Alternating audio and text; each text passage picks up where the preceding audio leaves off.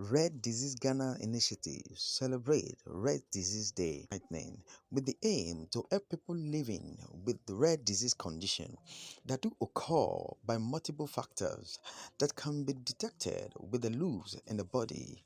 According to the pediatrician Dr. Volmi Brew, at the Rare Disease Day 2022, call for government support to help those in rare condition in order to save lives of the vulnerables living with rare disease condition. Nothing wrong with them, but they tend to carry a hidden gene. And so when these two hidden genes come from each parent, the child is born with a condition that is rare. And so it comes as a shock because the parents are usually very well people, and then suddenly they have a child who has a condition that is rare and people don't really know much about. So usually that's how most conditions come about. Now, because they are so rare, it's not like, for instance, malaria that you can just go to the lab and say you are going to do a test. Many times, doctors will not have the test available easily. And so a lot of times we have to send the samples outside the country to get a definite test. Or sometimes we have to put a lot of things together and say, it's very likely you have this condition. And so we can do this for you, or sorry, we can't do anything about it. You have to do it. And so those are some of the challenges we have diagnosing people with.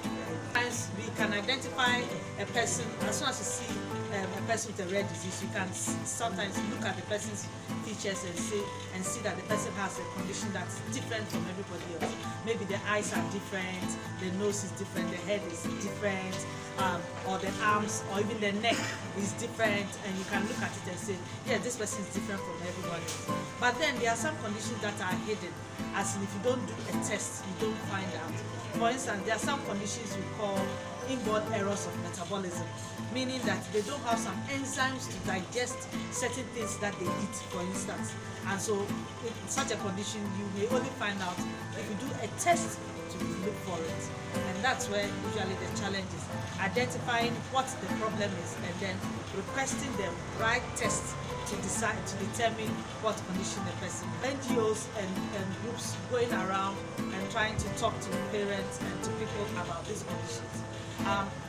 And I'll give you an example. If you pick a disease like sickle cell disease, 2% of babies born in Ghana have sickle cell disease.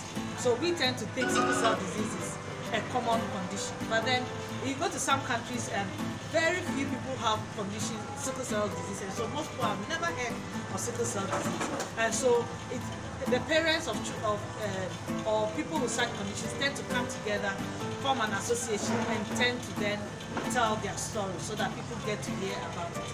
But we must remember that in all of these, policies are very important. We need to have, it helps if there's a policy in government, from government saying that we want to recognize persons with rare conditions, and so puts out, and then there's a policy that all children who are born should be tested for some of these conditions, as it happens elsewhere.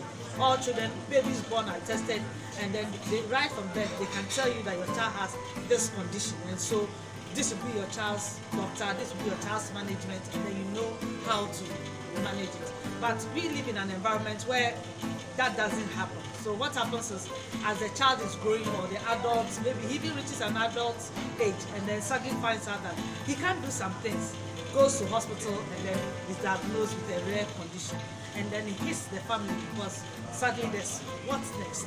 And that is a big challenge for us. Almost all doctors can help with the diagnosis. It's very important to note that the management of people with rare disease is not only doctors, it's multidisciplinary, meaning that you need to have doctors, you need to have therapists, you need to have, let's say, special educators, those who can teach the blind, those who can teach the deaf, you need to have counselors. So you can't just, doctors alone can't do everything.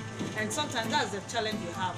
The parent comes to the child and expects the doctor to solve the problem, but it goes beyond just the doctor. So if there's a policy, a national policy on it, then the policy will recognize the roles of all these different disciplines and then bring them together to help meet the needs of persons with rare conditions. And there isn't any data on rare diseases.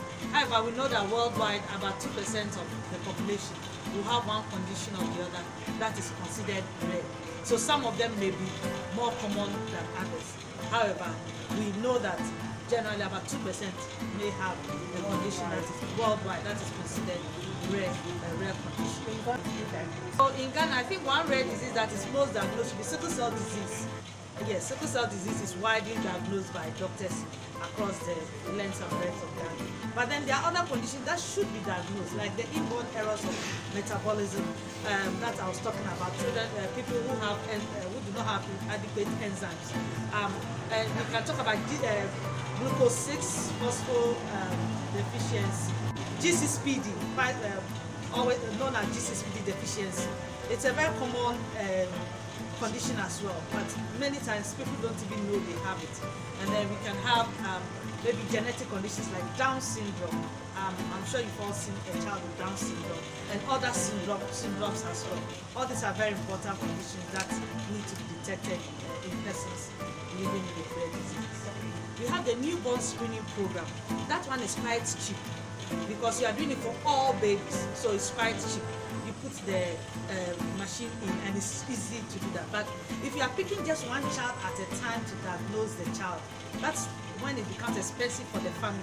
However, if government is testing all babies, then government can easily pay for it. And the example would be vaccination. If you are vaccinating all the babies in Ghana, it's far cheaper than each of us going to pay for vaccines for our children. That will be more expensive.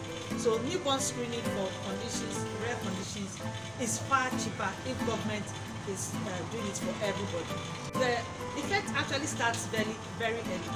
We tend to lose, the babies tend to die very early if they are not diagnosed properly. And not just diagnosed, if they are not treated properly. And so right from that age, maybe we will lose about 50% of them right after birth because they were not diagnosed and managed properly.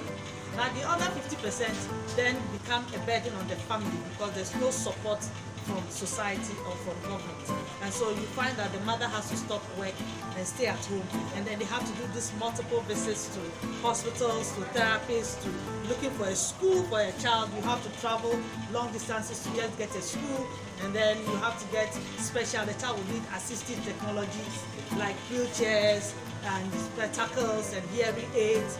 And all these are very expensive, so the burden becomes a lot. So by the time the child actually grows to become an adult, you find that very few of them are able to reach their potential because many drop out of school and they are kept indoors because it becomes a burden for the family.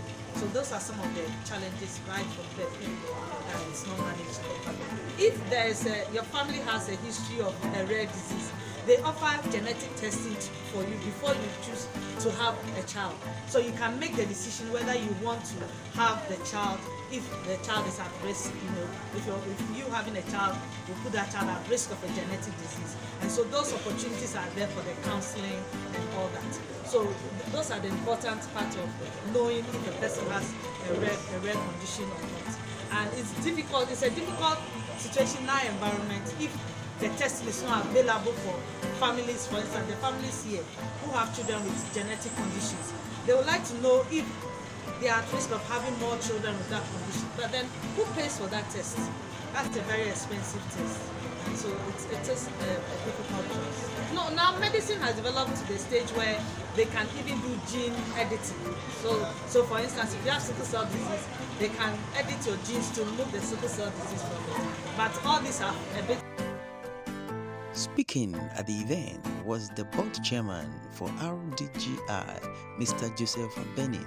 In his interview with Nation One TV, called for government and the policy maker to support the people living with the rare disease without being stigmatized in order to get the right care.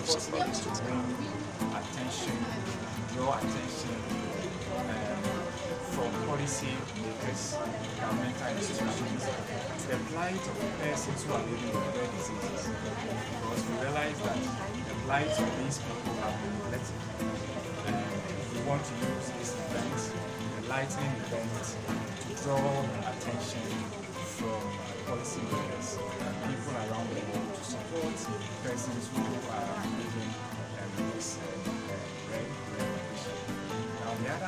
part of what we do is to help people who have certain kind of diseases but do not know what is wrong with them.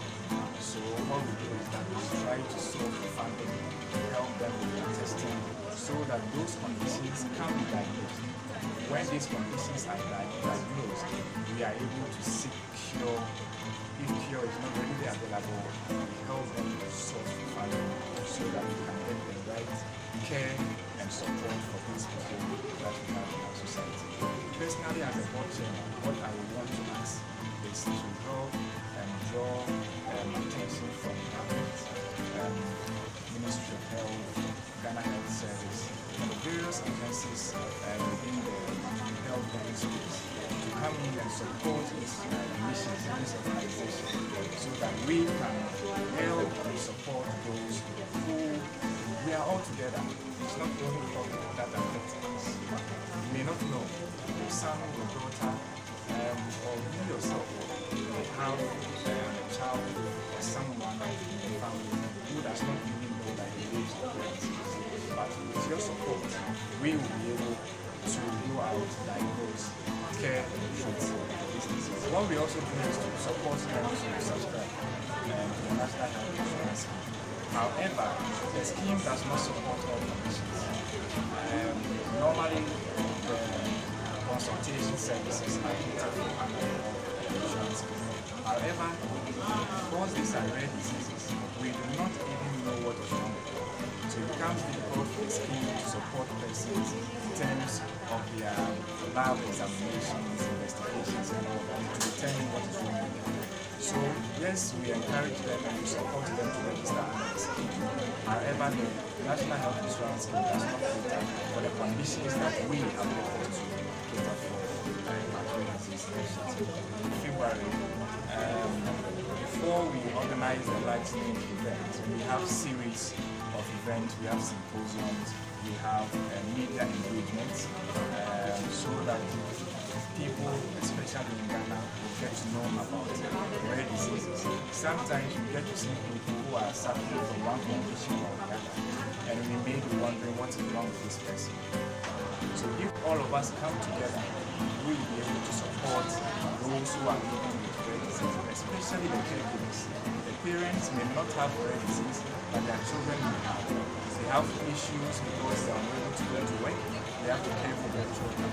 So we try to bring up programs to support the caregivers so that though they are unable to work, we have some handiwork that we can engage in to support the children that we have. For me, stigmatization is in a way bringing down the person because already the person is down because of the condition that he or she has. So if we stigmatize, in a way we are rather piercing the knife deeper into the heart of that person. It is time for us to support persons with rare disease. We have several of them. And this is the time that we need to do away with stigmatization. When COVID came, there was stigmatization. But in our circumstance, we need to support those who have rare diseases. We need to support the caregivers of rare diseases. And when we do that, we will be able to help them. They are brilliant people who are living in our community, who have rare diseases, and they are contributing to our national health. So if we are able to support them, who knows, we can have persons in the rare disease community who can come up with solutions to support the country for us to do this.